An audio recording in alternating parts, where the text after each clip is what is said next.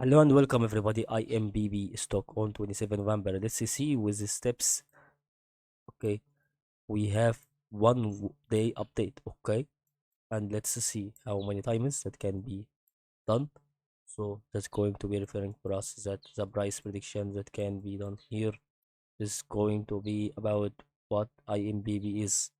So this is going to be referring for us that one day update is still going to be remains one of the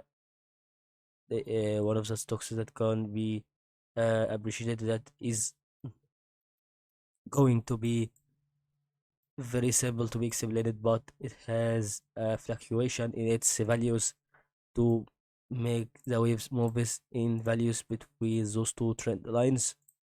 If we went for 1 week, it's going to give us the remaining part is going to have such red candles here. That what we can explain on this video in technical analysis explanation.